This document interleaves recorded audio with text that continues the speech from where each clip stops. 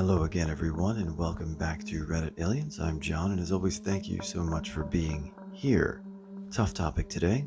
Let's get through it together. Serious. Paramedics or EMTs of Reddit. What is the most gruesome or disturbing call you've ever responded to? Please remember to like, share, hug your loved ones, and subscribe. Another law enforcement EMT checking in. 18-wheeler versus sedan, Accord if I recall correctly. Family of four in the car, mom driving, teenage daughter in front seat, grandma and 5-year-old son in the back. Mom was texting and driving and did notice a huge sweeping curve in the road. Went head-on driver to driver with a gravel hauler 18-wheeler without either of them having time to touch the brakes. My partner arrived a minute before me, and the first thing I saw upon arrival was him crying, carrying the lifeless 5-year-old boy away from the car, covered in all kinds of fluids. I approached what remained of the vehicle's passenger side, and there was blood, brain matter all over. Mom, driver, was just pieces, completely severed arm still trapped between steering wheel and dash, hood, engine. Grandmother, pinned behind her, broken back and neck, internally decapitated. Only the teenage daughter in the front seat survived. How we determined Mom was texting and driving. I've responded to a lot of gross, gruesome things, but this was easily the most disturbing. My daughter was the same age as the little boy, and I will never shake the image of his sad, lifeless body and my partner crying while carrying him away. Like the others said, generally things involving kids are harder to deal with. I saw a young man, early 20s, who had laid his head down on the train tracks for whatever reason I don't know. I have countless stories that will haunt your dreams. I am not a medic anymore. In addition to a lot of the usual combat injuries, I once witnessed an old man get run over by a speeding car in Baghdad. You could hear the bones crunch when he got hit. We were on a foot patrol when it happened. We ran over and he was a mess. We didn't have a medic with us on his patrol, but most of us had decent first responder training and a few had EMT training.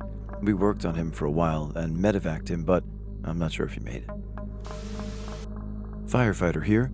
Once responded to an 18-wheeler versus vehicle accident where the car pulled out in front of the truck, which was going approximately 70 miles per hour. Car caught fire afterward. Dispatch initially called it out as a vehicle fire, and when we arrived, it looked like a car had exploded in the middle of a 5-lane highway.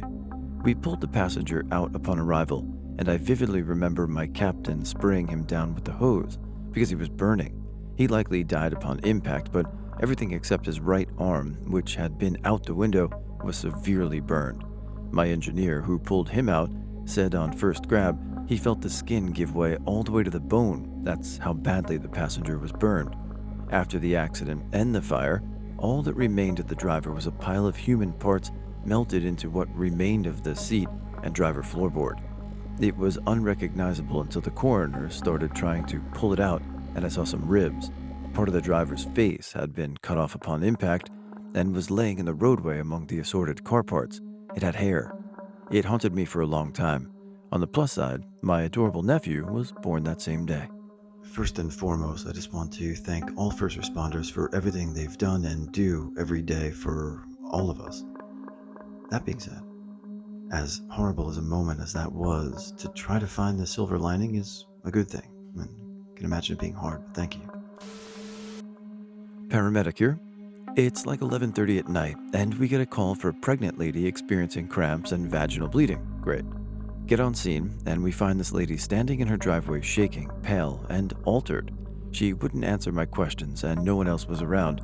I figured she's lost a lot of blood, and I use a Doppler to listen for fetal heart tones. Once we got her in the ambulance, nothing. I told my partner that I was going to check inside to see if anybody else was there, so I grabbed the flashlight and head toward the open garage. I noticed a lot of blood trailing inside, so I followed it, turning on house lights as I go. It led me through the garage, the kitchen, the living room, and into the bathroom, where the only light in the house was already on. I called out, "Paramedics, anyone here?" No answer. I opened the bathroom door and note the blood trailing toward the toilet. Right next to the toilet was an aborted 28 to 32 week fetus. It was gross. It smelled horrible, and I suddenly felt really freaked out. I remembered that mothers tend to still require bonding time with their kids after a miscarriage. So I picked the kid up and put the body in a bag, then returned to the ambulance. Once inside, my partner had started fluids on the patient, and I told him what I found. We decided to just hit the road and get her to the hospital, and en route, she didn't say anything for a while. Finally, the mom looked at me and simply and quietly asked if she could have her baby. I said, of course, and handed her the dead fetus still in the bag. She teared up and held it tight for the rest of the trip. I just sat there, quietly observing her vitals and holding her hand. I saw an extremely overweight lady who had slipped off of her bed. In the process, her leg was pinned underneath her, and the weight was too much for the leg. The weight of her body performed an almost complete circumferential amputation, but somehow she still maintained blood flow to her foot, and her toes were still functioning. UK paramedic here. Went to a call a few years ago, seemed run-of-the-mill. Arrived to the house to be greeted by a 40 to 50 stone woman, feeling generally horrible. The stench was horrendous. There was rotten food everywhere, animal shit everywhere, and she hadn't moved off this bed in years. So the bed had mostly collapsed and rotted away, as she had just been defecating where she lay, and her fat had grown around the springs, causing wounds that had no chance to heal. So her entire backside was rotting away. I burned my uniform after that. No amount of washing was going to get that clean.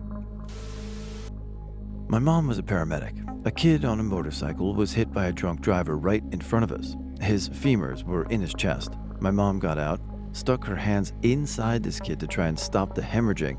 He died en route, but I gained a lot of respect for my mom that day. Also figured out that her craziness is probably due to a lot of PTSD from the career path.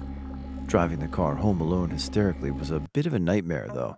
She rode in the ambulance because she couldn't take her hands off his arteries. Not my call, but a colleague. Got a call for a mentally unstable patient. After the call, they learned that she had been raped as a teen and impregnated. It was aborted, but she never recovered. As a middle-aged woman, she still believed she was pregnant. And during the course of this call, she had a breakdown. When they arrived on scene, she was repeatedly inserting a 6-inch chef's knife in and out of her vagina, apparently trying to get the fetus out. She bled out and died as they were getting her into the truck. Really drove home for the first time how a single moment can ruin a person's life. Beyond that, between that call and one other involving a child, my colleague burnt out and is now a super jaded teacher rather than an on-road medic. My dad responded to 2 calls in 2 days that caused him to quit his job as a paramedic and completely change careers after a lengthy inpatient stay due to psychological trauma. The first was a house fire with a preteen girl trapped inside. All the windows were barred and the firefighters couldn't get them off fast enough. So they all watched the girl be burned to death standing in a window frame against the bars. The second was a baby girl who had been raped by an adult man. Her genitals were unrecognizable. While the police were arresting the man, my dad attacked him and all but pulverized the guy's face before the officers pulled him away. Not so much gruesome as it was surreal. A 700-plus pound man died of a heart attack. Big surprise. But on top of being bariatric, he was also almost 7 feet tall. Our largest body bag wouldn't fit the gigantic guy, so we ended up transporting him to the morgue with this nasty, calloused, edema-ridden purple rigger foot and calf sticking out of the end of the zipper. There was also the time at the scene of a motorcycle versus SUV T-bone wreck. SUV had the driver's side window down. Motorcycle ran right into it at 60 miles per hour after the SUV pulled out into traffic without paying attention. Didn't go well for the rider with no helmet and no other protective gear. When I got on scene, the driver of the SUV was sitting on the shoulder sobbing. He was covered in blood of the rider when he had broken open on impact from face down to his waist. Pretty wild to think about that they don't make a bag big enough to contain some people. I mean, just the idea is rough. And the motorcyclist, man, drive safe. I'm answering for my son-in-law. He was a 911 dispatch coordinator. He received a call in the middle of the summer. A father purchased a commercial zero-turn lawnmower to mow down and maintain a large area. He started at the far side of the lot and was working his way toward the house. 5-year-old girl ran to Daddy through the high weeds. No. Daddy never saw her, turned at the end of the lot and knocked the girl down and ran over her. It was not a good day for the state police, fire department, sheriff department, EMS, everyone in the community. Young father and mother never recovered.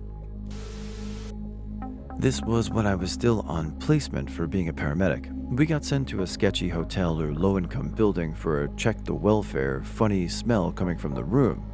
So we get to the dodgy apartment, head upstairs to the room with the little Chinese landlord. On the way down the hall, the smell hits you. Dead, rotting flesh kind of smell.